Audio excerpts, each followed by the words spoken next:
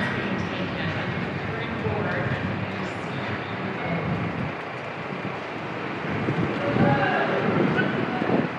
But of course, the PSA and our members are interested in improving the museum.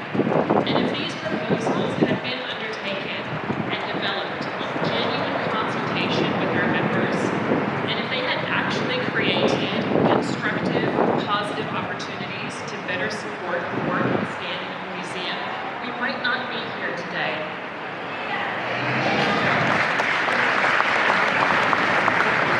But unfortunately, that's not what happened, and that's why we are here today.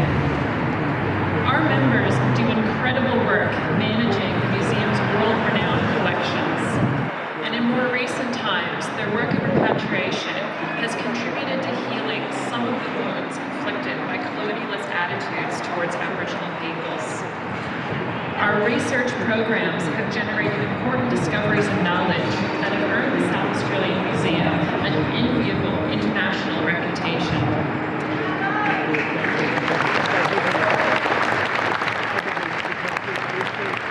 But now, those jobs and this work are under threat. The proposed changes could see the exodus of a collective 474 years of expertise and knowledge from the museum. And if you want to know what 474 years looks like, that's about the same number of signatories to the open letter that appeared in the paper this week. That's 1 year lost for every signature. My question to you is, do the current board and the new CEO, David Gamester, know better than the hundreds of eminent people who have put their name to this letter?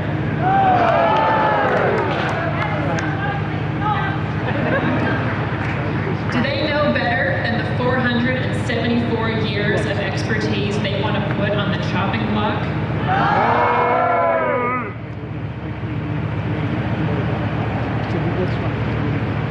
The shift away from research activities would see the loss of the museum's reputation as a world leader in biological sciences research.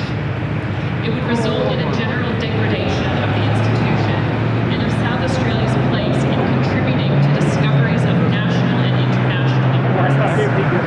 The ability to apply for and attract grant funding to the museum would also be lost under this proposed reimagining. David Gamester has made several mentions this week about the fact that the museum is undertaking an industrial consultation period over the proposed changes. But the PSA says that consultation is not being undertaken in good faith. Despite repeated requests from the PSA, museum management have tried to withhold relevant information required for genuine consultation and have failed to comply with their requirements under our enterprise agreement. Our members are being treated with extreme disrespect by museum management, and management's actions have breached the industrial rights of our members. That's why the PSA has lodged a dispute in the South Australian Employment Tribunal to protect the rights of our members and to force museum management to be open and transparent with their members about what they are planning for the museum.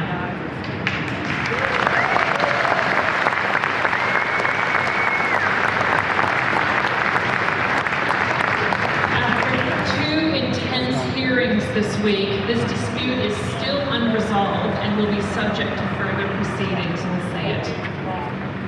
But ultimately, the government needs to listen to the concerns being raised by everyone here and the risks threatening this beloved South Australian institution. Minister Michaels needs to reimagine her responsibilities and step up to prevent the enormous amount of collateral damage being visited on the museum by this reckless proposals. Yes, please. Be very careful. And museum leadership.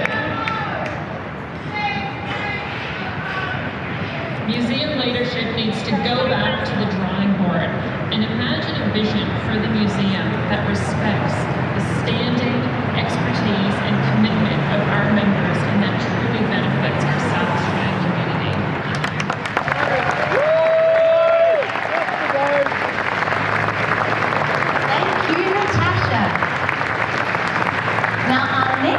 speaker is Mark Kumatri Mukambawi, which means clever man, and that he is. Mark is a traditional knowledge holder of the Ngarrindjeri and an award-winning tourism operator. Please welcome Mark.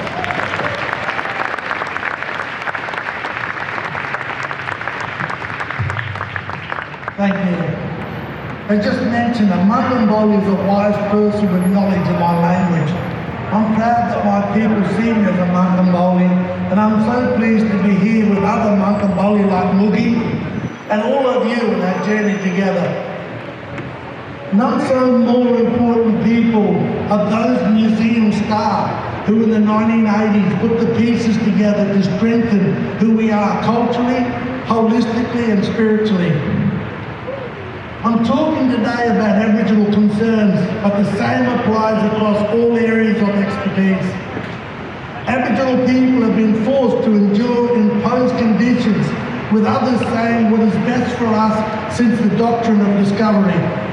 It is why Aboriginal people want to go on record to highlight that the proposed changes to the museum functions at the museum pose a threat to the safekeeping of Aboriginal sacred objects and the maintenance of our Aboriginal knowledges collections. My concerns firstly, thank you.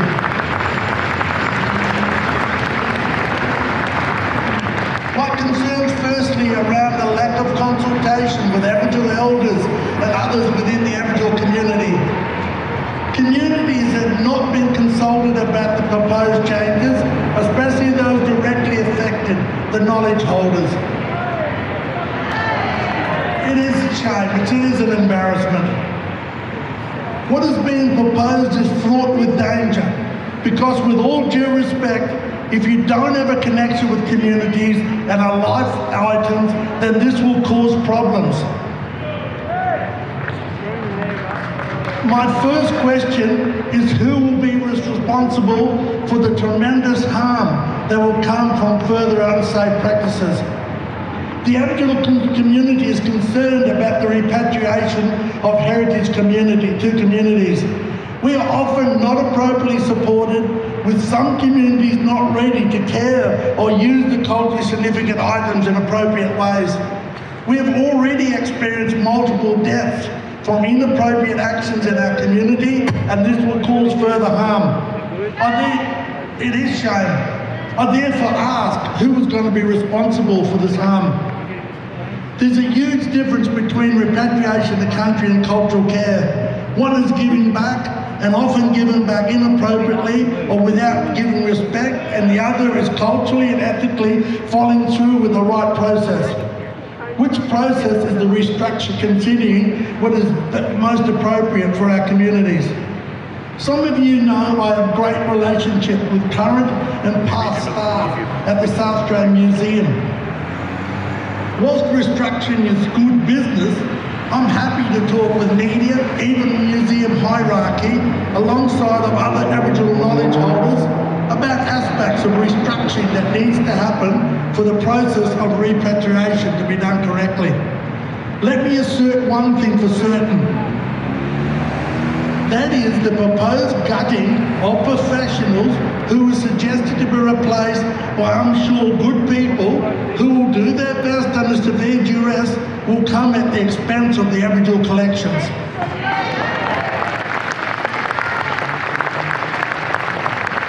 The Aboriginal collections need to be maintained and managed by Aboriginal scientists and other knowledge holders, not by generalist managers, which is definitely not the answer. Power to the people.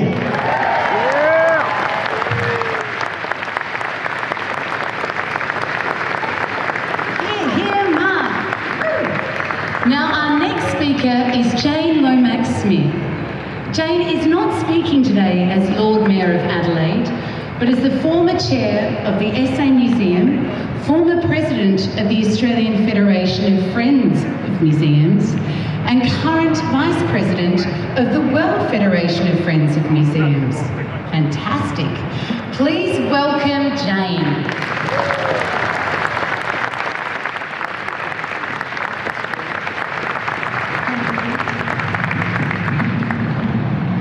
Well, good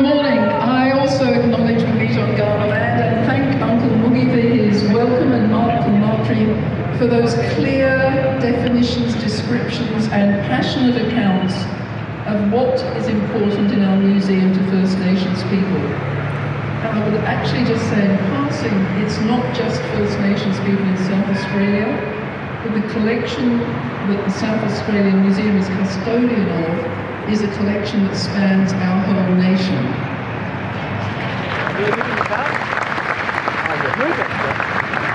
And the responsibility to care for that material and give access to it is our responsibility. It is a really serious responsibility that we should recognise and our government should understand also.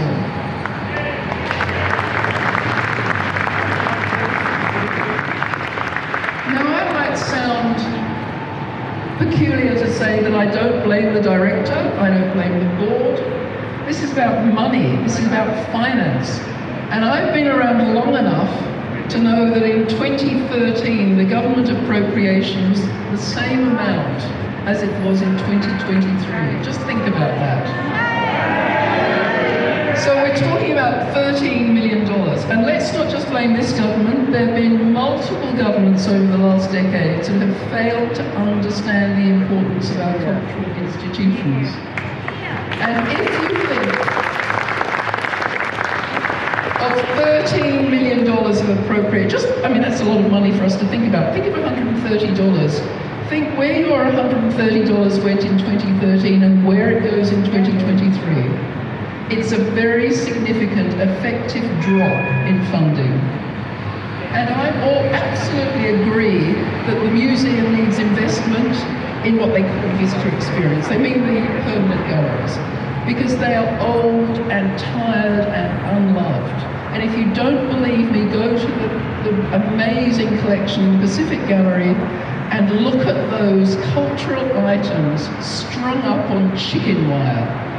And if that doesn't make you ashamed, then I don't know what would.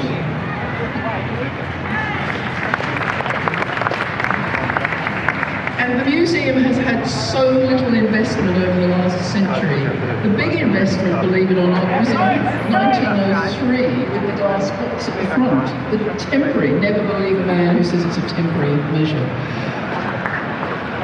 The next investment was when the Aboriginal Gallery went in the last century, and the collection was putting a leaking shed, temporary measure again.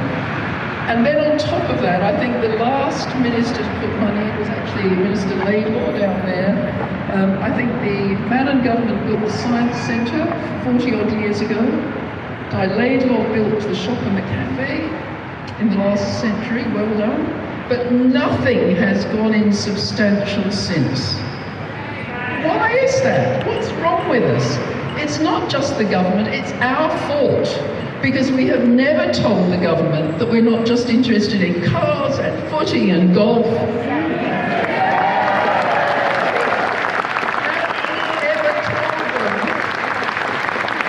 Have you ever told your MP that you're interested in cultural institutions? Have you ever done that? Well, do it again and do it loudly. Because until you do, our North Terrace institutions will be chronically underfunded. And the Treasury knows that, and government officials have known that, because I've seen reports by Treasury officials saying the South Australian Museum cannot fulfil its obligations under the Act because it's underfunded. And the Act is very precise. They must collect, they must interpret, and they must inform the government, and there is not enough money to do that.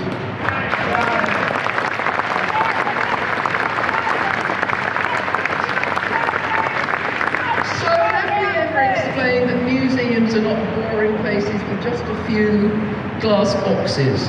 Have we actually explained to people that it tells us about the history of our state? It explains who we are, and more importantly, it tells us about the future. It does that because they collect material, and it's not just one-off looking at a rock and saying, oh, it's a rock or whatever it's made of.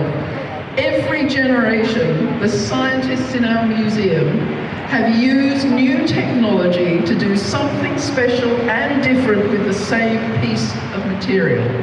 That is what a good museum is.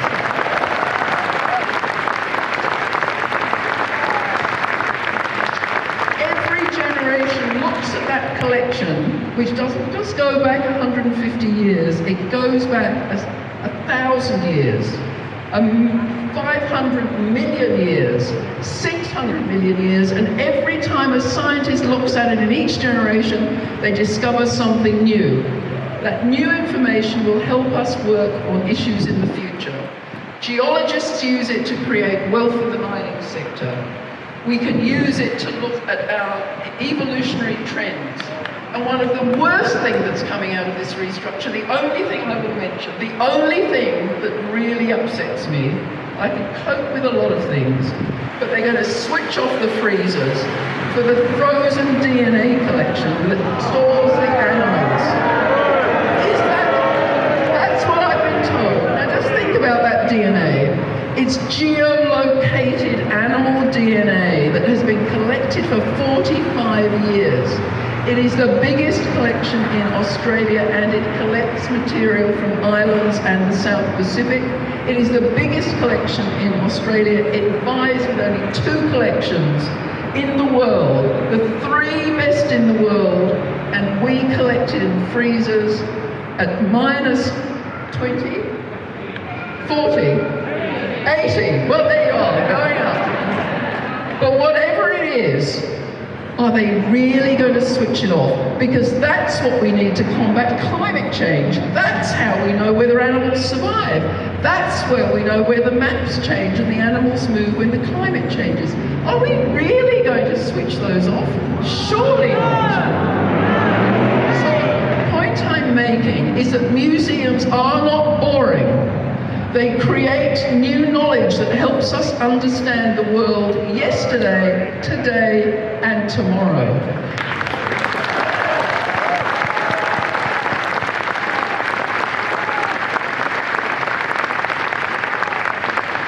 And the other thing we never say about our great museum is, if not us, who?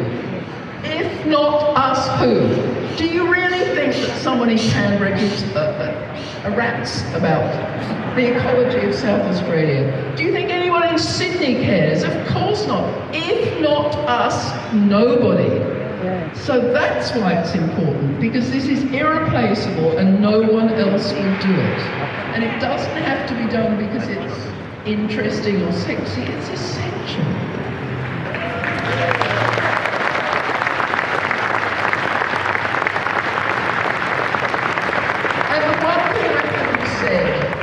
Is I am sick of hearing people say, oh, we're short of scientists, oh, we need technology, oh, we need IT, or we need physicists, or we need geologists, or we want them all. But where do they come from? Do we get these people because they've been to watch a football match? Do they hatch because they've been at the fringe? Do they arise de novo out of the floor without inspiration? Young people want to see role models. They want to see people who create knowledge. They want to go to a museum that tells a story.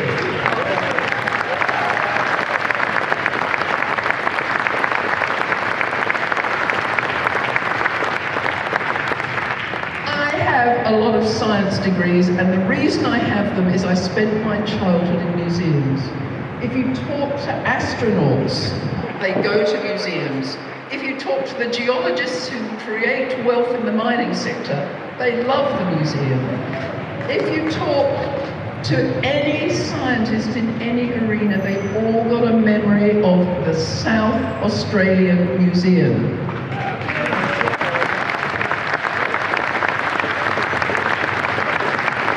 It's not about pretty things. It's not about nice things you put on the wall that look nice.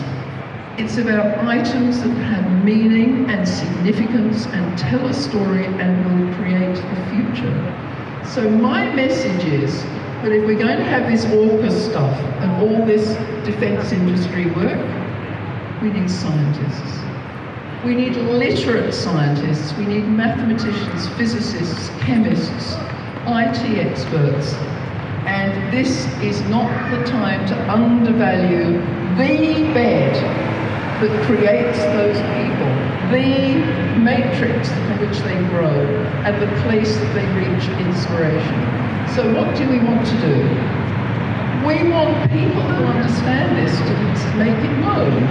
Tell your MP, write to Lucy Wood, write to the Premier, and say we love you, but we also believe science matters.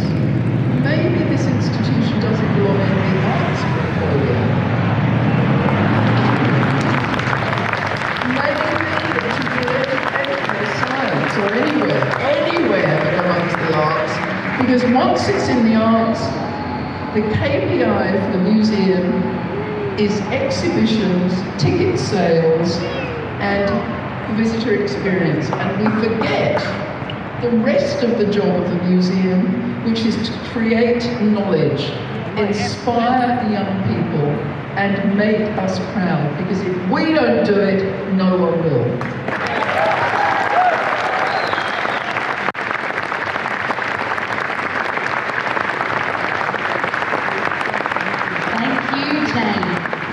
Now our next speaker is John Gardiner. John is the Deputy Leader of the Opposition in SA and the Shadow Minister for Education.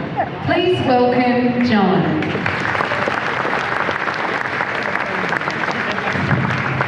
Thank you very much. The Liberal Party is standing with all of the organisers today, standing with the scientists, standing with the representative of Aboriginal communities, and standing with all South Australians who love and cherish the South Australian Museum.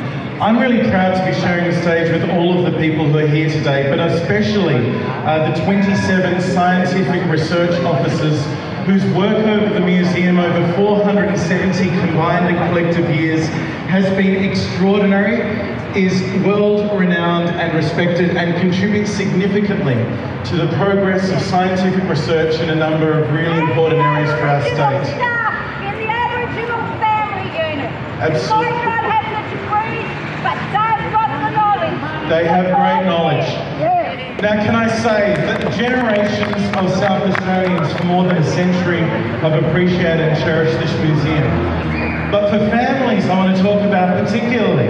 I remember when I was a child, Jane Lomax Smith talked about something similar, but when I was a child, it was the South Australian Museum that my family would take me here, that my mum would take me to, that really opened my eyes to an extraordinary globe, an extraordinary world of natural history and cultural history, and the facts and the artefacts and the collections that are maintained in that museum, they are worthy, they are world worthy, and they opened my eyes, they lifted my horizons as they have for generations of other children. And families today still do the same. I bring my children to the museum.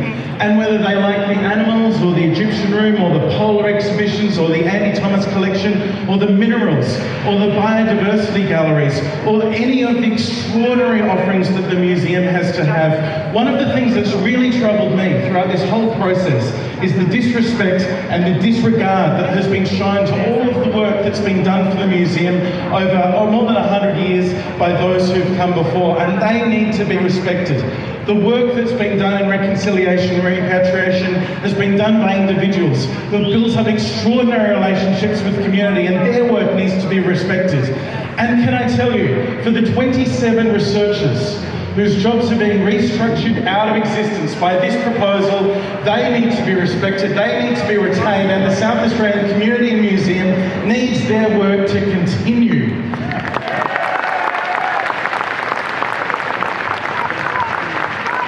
Jane Lomax Smith said that it's important people let their MPs know what to do, and there's a simple set of processes that can follow from here. There's a petition circling. If it gets 10,000 signatures, that will trigger a parliamentary inquiry into this process. Sign the petition and get your friends to sign. There is also work being done in the upper house. The Honourable Nicholas Santafanti has moved for an inquiry to be done by the Statutory Authority Review Committee. That's an important body of work that will hold the government to account too, and I know that there are other members of other parties who are very supportive of that, and we're grateful for it. Can I tell you, there are three things that we want to achieve here. We want the government to restore funding that has been taken from the museum. We want the government to ensure that the restructure proposed that will see this scientific research expertise loss is cancelled, and we want the proposed reimagining to be cancelled until we've got the money to do it appropriately so we can improve the galleries, not absolutely desecrate them. I'm going to finish by just paying some respects of my own. We heard from Uncle Moogie before about the very important work and the contribution made by Aboriginal South Australians in the museum. We've heard about the work of the scientists, and Joan Lomax-Smith also mentioned Diana Laidlaw, who when she was Arts Minister invested substantial funds into the shop front of the museum, the entrance to the museum, the last major restructure to the building itself. I also want to place on the record the $86 million that's in for the Cultural Storage Facilities collection. We have incredible collections in our state art gallery, the museum and the history collection, and they've been disrespected for far too long. That building work needs to continue. We're joined today by a woman called Jennifer Cashmore. Jennifer Cashmore was the third female minister elected to the South Australian Parliament in 1977 and served until 1993. Jennifer hasn't been here for more than 15 years, but this work, this statement was so important to her that she's come from her place of residence now to show her solidarity and support today as well, along with people from around the Blue District. So Jennifer hasn't been to Parliament House more than 15 years. We respect and honour your contribution as well, and thank you. Everyone who's come here today, thank you very much for your work. Thank you for being here. Sign the petition, get your friends to sign the petition, and save the South Australian Museum. Thank you. Thank you, Tom. Now, our final speaker today is Tammy Franks. Tammy is the parliamentary leader of the Greens in SA, and her portfolio responsibilities include environment, Aboriginal affairs, reconciliation and the arts. Please welcome Tammy. Thank you. I'd like to acknowledge country. I'd like to acknowledge this is the lands of the Kaurna people, and I pay my respects to elders past and present and leaders emerging. I also pay my respects to the cultural authority of the First Nations people of this country, the Aboriginal and Torres Strait Islanders, and acknowledge any who may be here, and acknowledge the importance of this issue, not just for the many hundreds of Aboriginal ancestral remains and the repatriation process that is so important to reconciliation and to restoration of our faith in a good society that is on the chopping block in this reimagining of our university. Now, for something called reimagining, it doesn't seem to have a lot of imagination. It doesn't allow us to dream big. It asks us to cut staff. It asks them to do more with less. And it does not address the elephant in the room, which Jane Lomax-Smith, Dr. Jane Lomax-Smith has just done, which is the museum is doing more with less already and has been doing so for far too long.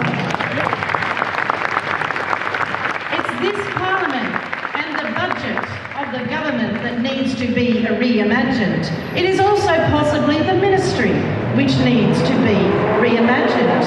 In fact, the SA Museum sitting in the arts does put a target on its back because yes, you know what? More people are going to the museum. The museum's actually having greater visitations. It's meeting those KPIs. It's doing so on less and less money. But what is, of course, on the chopping block here, more than anything, is academic research, is our commitment to science. And that is because it is not seen as a priority in a portfolio of the arts. That is shameful. I will agree with Dr. Lomax-Smith that science is important. I don't agree on AUKUS. But what I will say is if we want science in this state, we should stop talking about defence and start talking about the science that is exemplified in the SA Museum, start talking about biodiversity, start really addressing climate change, not eroding our extensive expert knowledge, not treating the people who deal with the Aboriginal community in particular with contempt in this reimagining. It absolutely is a shame. And that is why the SA Aboriginal Heritage Committee has written to myself and the ministers, and particularly Minister Ma, asking what the hell is going on here?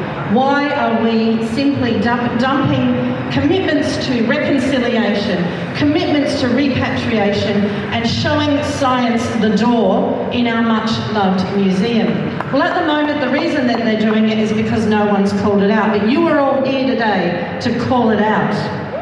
And in a recent hearing of the Budget and Finance Committee of this state parliament, we heard from the chair and the former interim and new chief executive, and their answers were left vastly wanting. It was clear there's been no real consultation, and it's been clear that there's been no real imagination. But what concerned me the most is we actually have the largest collection of Aboriginal and Torres Strait Islander items here, just on North Terrace, on our cultural boulevard. The new chief executive wasn't sure that that was actually the case, and yet he was there fronting up to a parliamentary committee. I'm asked why I went hard on him that day. Well, he had no answers, he had no understanding of what real consultation was, and he had no respect for science. He created something called curatorial science rather than, get this, his less preferred option of academic science. I don't know about you, but I'm going to put my money on academic science to get us out of the mess we're in this, not just nation, but on this planet, any day of the week, over whatever he reimagined science to be in his head. Now, I have some good news for you. I stand here on the steps, and Frank Pangello, my upper house colleague, independent member of the Legislative Council, along with myself, and you just heard that the Liberals have put a motion up in the upper house for an inquiry by the Statutory Authorities Review Committee, because the SA Museum is a statutory authority. And it is a statutory authority because we think it's important to the people of this state. We think it deserves respect and protections. And the good news I have today, it will come as no surprise, the Greens will support Nicola Centofanti's motion for a review by the Statutory Authorities Committee. And I can see Jim Lee, member of the Legislative Council, who's also on that committee. I'm on that committee. It's got another Liberal, Dennis Hood, and then 2 Labor members. But not only do we have a good showing on that committee, we do have the numbers for that committee to be voted up at the next sitting week of Parliament with Frank Pangello, the 2 Greens and the Honourable Connie Bananas of SABS and the Liberals. We will get that committee up and running, and we will reimagine democracy and hopefully see a reimagined museum that is allowed to dream big in this state and do justice to its charter. Thank you.